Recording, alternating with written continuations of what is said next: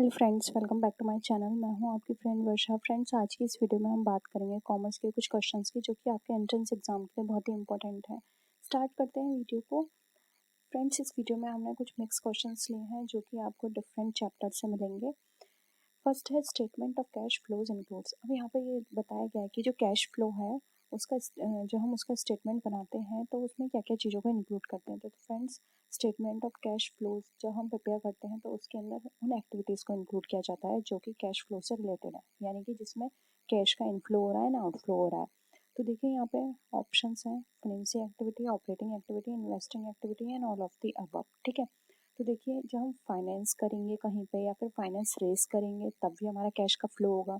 जब हम operating activity करेंगे वहाँ भी हमारा कैश फ्लो होगा, और जब हम इन्वेस्टिंग एक्टिविटी करेंगे वहाँ भी हमारा कैश का फ्लो होगा। इसलिए यहाँ पे ऑप्शन डी हमारा यहाँ पे राइट आंसर हो जाएगा। नेक्स्ट आते हैं, in cash flows when a firm invest in fix assets and short term financial statements result in investments result in, यानी कि अब कैश फ्लो में जब हमारी फर्म इन्वेस्ट करती है फिक्स असेट्स में और शॉर्ट टर्म फाइनेंशियल इन्वेस्टमेंट में, तो उसका क्या मतलब होता है। हमारा यहाँ पे इंक्रीज होगी इक्विटी, इंक्रीज होंगी हमारी लाइबिलिटीज, डिक्रीज कैश होगा या फिर इंक्रीज कैश होगा। तो देखिए यहाँ पर हम बात करें कैश फ्लोज की, जहाँ पर हम इन्वेस्ट करेंगे फिक्स असेट्स में। तो यहाँ पर जब हम फिक्स असेट्स में इन्वेस्ट करेंगे तो फिक्स असेट्स तो हमारा बढ़ जाएगा, और फाइनेंशियल इन्वेस्टमेंट में इन्वेस्ट कर रहे हैं तो हमारी ये दोनों एक्टिविटी तो बढ़ रही हैं, लेकिन हमारे पास से क्या जा रहा है, हमारे पास से कैश जा रहा है, यानी कैश का आउटफ्लो हो रहा है। इसलिए यहाँ पर फ्रेंड्स जो हमारे कैश है वो उसमें डिक्रीजमेंट आ जाएगा। इसलिए यहाँ पे ऑप्शन डी सी हमारा यहाँ पे राइट आंसर है।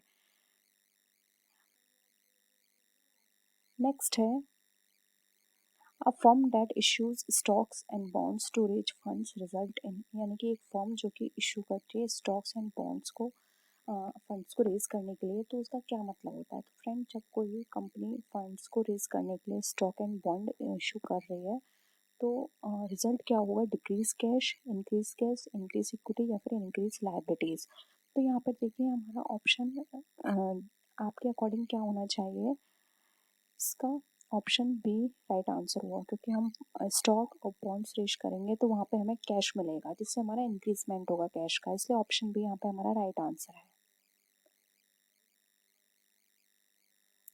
नेक्स्ट है, the purchase value of assets over its serviceable life is categorised as. अब हमें यहाँ देखना है कि अगर कोई भी असेट्स की परचेज वैल्यू ज़्यादा है उसकी सर्विसेबल लाइफ से, तो वो किस में कैटेगराइज की जाएगी, appreciated liabilities, appreciated assets, depreciation या फिर एप्रिसिएशन। तो यहाँ पर देखिए हमारा इसका राइट आंसर होगा, वो होगा यहाँ पे ऑप्शन नंबर सी, वो हमारा कहलाता है डेप्रिसिएशन। परचेज वैल्यू ज़्यादा है और सर्विसेबल लाइफ कम है तो हम उसको डेप्रिसिएशन निकालेंगे, वो हमारी डेप्रिसिएशन कहलाई जाएगी। नेक्स्ट क्वेश्चन है, the basic financial statement include. अब जो बेसिक फाइनेंशियल स्टेटमेंट है हमारा फाइनेंशियल का, जब हम फाइनेंशियल स्टेटमेंट बनाते हैं तो उसके अंदर क्या चीज़ों को इंक्लूड करते हैं, statement of cash flow, statement of retained earning, balance sheet and income statement, या नॉन ऑफ द अबव। तो फ्रेंड्स, इसका आंसर आपको बताना है, मैं इसका आंसर नहीं बताऊंगी। कमेंट सेक्शन में बताइए कि जब हम फाइनेंशियल स्टेटमेंट प्रिपेयर करते हैं तो उसके अंदर क्या क्या चीज़ों को इंक्लूड करते हैं।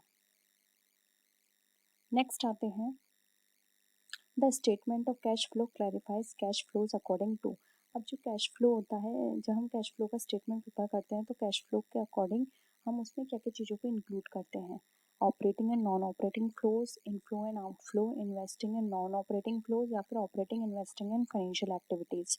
तो फ्रेंड्स, यहाँ पर देखिए ऑप्शन डी हमारा राइट आंसर होगा, क्योंकि अभी मैंने आपको ऊपर भी बताया था कि हम 3 एक्टिविटीज़ मेनली इसमें इंक्लूड करते हैं, operating, investing and financing activity. बाकी की जो है वो एक अदर पर्पस हो गया, लेकिन जो मेन पर्पस है ऑपरेटिंग, इन्वेस्टिंग एंड फाइनेंशिंग वो होगा, क्योंकि ये जो ऑप्शन हमें दे रखे हैं फर्स्ट, सेकंड एंड थर्ड, ये तीनों ऑप्शन हमारे इनमें इंक्लूड हो जाएंगे, इसलिए ऑप्शन डी यहाँ पे हमारा राइट आंसर हो जाएगा।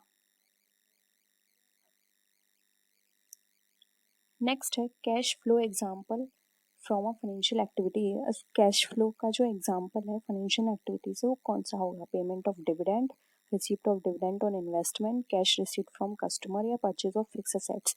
तो देखिए यहाँ पर हम कैश फ्लो एग्जाम्पल की बात कर रहे हैं फाइनेंशियल एक्टिविटी के अंदर। तो देखिए पेमेंट ऑफ डिविडेंड में फाइनेंसिंग एक्टिविटी नहीं हो रही है हमारी, रिसिप्ट ऑफ डिविडेंड में भी हमारा यहाँ पे फाइनेंशियल एक्टिविटी नहीं है, कैश रिसीव्ड फ्रॉम कस्टमर में भी नहीं है।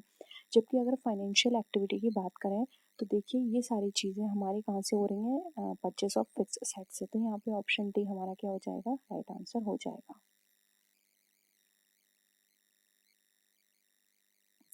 नेक्स्ट आता है cash flow example from an investing activity. जी, अब कैश फ्लो का एग्जाम्पल हमें अगर इन्वेस्टिंग एक्टिविटी की बात करें तो क्या होगा, issue of debenture, repayment of long term loan, purchase of raw materials for cash या फिर sale of investment by non financial enterprises.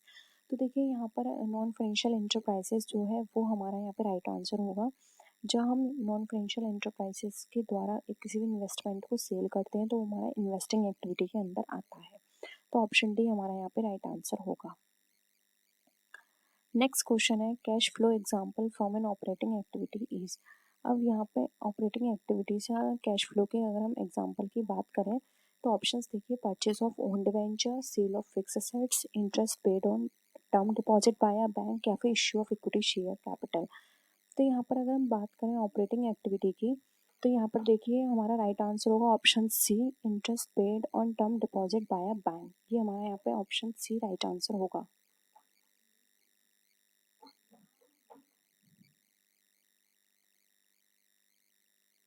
Next है which items come under financial activities in cash flow. अब देखिए यहाँ पर कौन कौन से आइटम्स है फाइनेंशियल एक्टिविटी में हमारे इंक्लूड होंगे, redemptions of preference shares, issue of preference share, interest paid या फिर ऑल ऑफ द अबव। तो यहाँ पर देखिए हमारा राइट आंसर क्या होगा, यहाँ पर राइट आंसर होगा option number D, above paid. यानी कि देखिए फ्रेंड्स फाइनेंशियल एक्टिविटीज़ के अंदर हमारे रिडेम्पशन ऑफ प्रेफरेंस शेयर भी आएगा, इश्यू ऑफ प्रेफरेंस शेयर भी आएगा, इंटरेस्ट पेड भी आएगा या फिर ऑल ऑफ दी अबव। इसलिए यहाँ पूरा आंसर इसका हो जाएगा। नेक्स्ट क्वेश्चन है trial balance is used to check the accuracy. अब ट्रायल बैलेंस जो होता है वो हमारा क्या एक्यूरेसी चेक करने के लिए यूज़ किया जाता है, बैलेंस शीट के बैलेंसेस को, लेजर अकाउंट के बैलेंस को, कैश फ्लो स्टेटमेंट के बैलेंस को या फिर इनकम स्टेटमेंट बैलेंस को। फ्रेंड्स इसका आंसर आप इस तरह से दे सकते हैं, आपको अगर पता है कि ट्रायल बैलेंस कब प्रिपेयर किया जाता है, किसके बाद प्रिपेयर किया जाता है, यानी कि कौन सा अकाउंट है उसको प्रिपेयर करने के बाद, तो हम आपको उसके अकॉर्डिंग यहाँ पे आंसर कर सकते हैं। देखिए सबसे पहले हम क्या बनाते हैं, हम बनाते हैं जर्नल, फिर आता है लेजर, फिर आता है ट्रायल बैलेंस। तो ट्रायल बैलेंस क्यों बनाएंगे, जब हम लेजर की एक्यूरेसी को चेक करेंगे कि वो जो लेजर हमने प्रिपेयर किया है वो सही है या नहीं। इसलिए यहाँ पे ऑप्शन बी जो है वो हमारा राइट आंसर हो जाएगा। नेक्स्ट क्वेश्चन है in the books of account if a transaction is completely deleted will it affect the trial balance. अब यहाँ पर यह है कि अगर कोई ट्रांजेक्शन कम्प्लीटली डिलीट हो रहा है तो क्या ये इफेक्ट करेगा बैलेंस पर, ट्रायल बैलेंस पर। यानी कि कोई भी ट्रांजेक्शन आपने देखा कि वो कम्प्लीटली आपने डिलीट हो गया है, ऑप्शंस हैं no, yes, a transaction can not be omitted, तीन ऑप्शंस हैं। तो फ्रेंड्स इसका असर हमारा ट्रायल बैलेंस पर नहीं पड़ेगा। ऑप्शन ए राइट आंसर है, क्योंकि आपने देखा हो ट्रायल बैलेंस में एक और फंक्शन होता है, अगर बैलेंस मैच नहीं होता है तो हम वहाँ पे सस्पेंस अकाउंट लिख के डाल देते हैं। तो आपको कैसे पता चलेगा कि आपने कोई ट्रांजेक्शन है वो कम्प्लीटली डिलीट कर दिया है, तो आपका जो ट्रायल बैलेंस का जो अमाउंट निकल कर आया है वो सही है या नहीं। क्योंकि अगर नहीं मिलेगा तो आप उसको सस्पेंस अकाउंट लिख कर उसको मैच कर देंगे आंसर्स को। इसलिए यहाँ पर ऑप्शन ए जो है वो राइट आंसर हो जाएगा। नेक्स्ट क्वेश्चन है what is used in preparing trial balance. अब ट्रायल बैलेंस को प्रिपेयर में क्या चीज़ यूज़ की जाती है, specialised journal, balance sheet, ledger account या फिर जर्नल अकाउंट। तो देखिए यहाँ पर बात की जा रही है ट्रायल बैलेंस के प्रिपेयर की। तो अभी मैंने आपको सीक्वेंस बताया था, तो आप इजीली बता सकते हैं ट्रायल बैलेंस जब हम प्रिपेयर करते हैं तो उसके लिए हमें लेजर अकाउंट की ज़रूरत होती है, क्योंकि लेजर अकाउंट को प्रिपेयर करने के बाद ही हम ट्रायल बैलेंस बनाते हैं। अगर लेजर अकाउंट नहीं होगा तो हम ट्रायल बैलेंस प्रिपेयर नहीं कर पाएंगे, इसलिए ऑप्शन सी हमारा राइट आंसर हो जाएगा। नेक्स्ट क्वेश्चन है what is the trial balance used. अब ट्रायल बैलेंस का क्या यूज है, it is a financial statement, it records balances of a balance sheet, it does not contribute to the accounting cycle या फिर it record balances of account. तो देखिए friend trial balance के use की बात करें तो ट्रायल बैलेंस ना ही हमारा फाइनेंशियल स्टेटमेंट है, ना ही बैलेंस शीट के रिकॉर्ड को करता है, ना ही हमारी अकाउंटिंग साइकिल में किसी भी तरह का कंट्रीब्यूशन देता है। ये सिर्फ हमारा एक रिकॉर्ड रखता है जो भी हमारे अकाउंट्स हैं उनके बैलेंस को उनको मैच करने के लिए, उनको देखने के लिए। इसलिए यहाँ पे ऑप्शन डी राइट आंसर हो जाएगा, it record balances of accounts. Next question है, when debit balance is equal to credit balance then the trial balance means, यानी कि जब डेबिट बैलेंस और क्रेडिट बैलेंस इक्वल होंगे तो हमारा ट्रायल बैलेंस का क्या मतलब होगा। ऑप्शंस हैं, अकाउंट बैलेंस आर करेक्ट यानी कि अकाउंट बैलेंस हमारे सही है। Mathematically capital plus liabilities equal to assets होगा।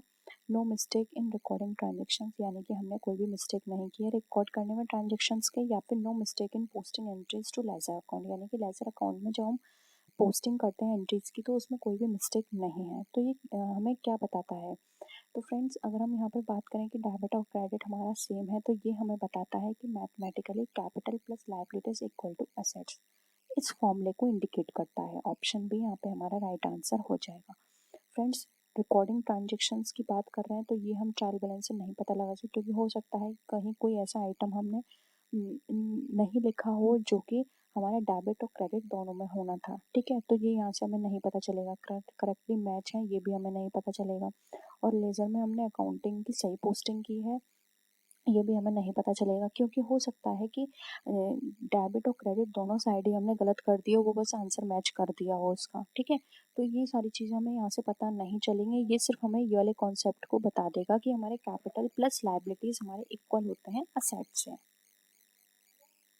नेक्स्ट क्वेश्चन है, when is trial balance prepare. अब ट्रायल बैलेंस जो है वो कब प्रिपेयर किया जाता है।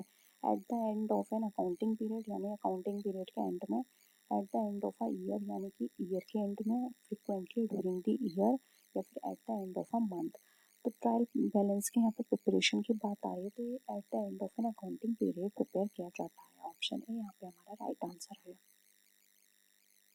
नेक्स्ट क्वेश्चन है, which items influence the trial balance agreement. अब इसमें से कौन सा आइटम है जो कि ट्रायल बैलेंस को के एग्रीमेंट को इन्फ्लुएंस करता है। First, deposit in transit, compensating errors, complete omission of a transaction, या फिर partial omission of a transaction.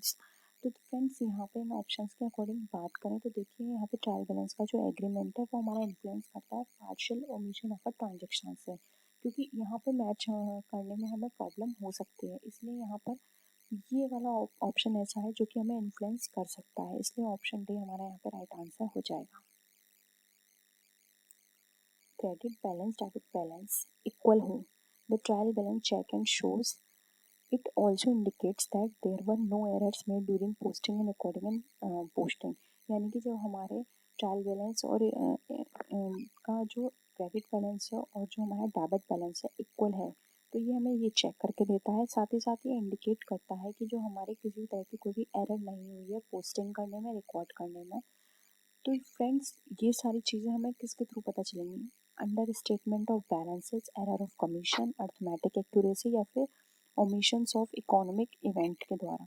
तो फ्रेंड्स, ये सारी चीज़ें हमें अर्थमेटिक एक्यूरेसी से हम देख सकते हैं, क्योंकि फ्रेंड्स अर्थमेटिक एक्यूरेसी के थ्रू ही ये हमारे ये बता पाएगा कि क्रेडिट बैलेंस और क्रेडिट बैलेंस हमारे इक्वल हैं। ठीक है, क्योंकि वहाँ पर क्या होगा, दोनों साइड का बैलेंस हमारा क्या आएगा, इक्वल आएगा। तो ये हमारा अर्थमेटिक एक्यूरेसी के थ्रू बता सकता है। ऑप्शन सी यहाँ पे हमारा राइट आंसर है। नेक्स्ट क्वेश्चन है, which of the following account with normal balance is shown at the debit side of a trial balance. यानी कि इनमें से कौन सा हमारा नॉर्मल बैलेंस की बात करें तो हमें शो होता है ट्रायल बैलेंस के डेबिट साइड में। Creditors account, unearned income account, rent income account, या फिर कैश अकाउंट। तो देखिए यहाँ पर हमारा ऑप्शन डी राइट आंसर होगा, कैश अकाउंट। ये हमारा डेबिट साइड ट्रायल बैलेंस में मोस्टली शो किया जाता है। ऑप्शन डी राइट आंसर है। नेक्स्ट है, in trial balance which account with normal balance is recorded at the credit side. अब ट्रायल बैलेंस में कौन सा अकाउंट है जो नॉर्मल बैलेंस के साथ रिकॉर्ड किया जाता है क्रेडिट साइड में। Bank account, equipment account, cash account, या फिर एक्रूड एक्सपेंसेस अकाउंट। तो देखिए फ्रेंड्स, यहाँ पर बात की जा रही है क्रेडिट साइड की, तो देखिए कैश अकाउंट तो हो नहीं सकता क्योंकि वो हमने अभी डेबिट साइड की बात की थी। अगर हम बात करें तो एक्रूअल एक्सपेंसेस अकाउंट हमारा राइट आंसर होगा। ये हमेशा क्रेडिट साइड में हमारा रिकॉर्ड किया जाता है नॉर्मल बैलेंस के साथ। तो ये थे हमारे आज के क्वेश्चंस। आई होप आपको वीडियो पसंद आया होगा। वीडियो पसंद आया तो वीडियो को लाइक कीजिए, फ्रेंड्स के शेयर कीजिए और किसी भी तरह की कोई भी क्वेरी हो तो ज़रूर बताएगा। तो फ्रेंड्स नेक्स्ट वीडियो में फिर मिलते हैं आपसे और भी अच्छी वीडियोज़ के साथ। तब तक के लिए टेक केयर, बाय बाय।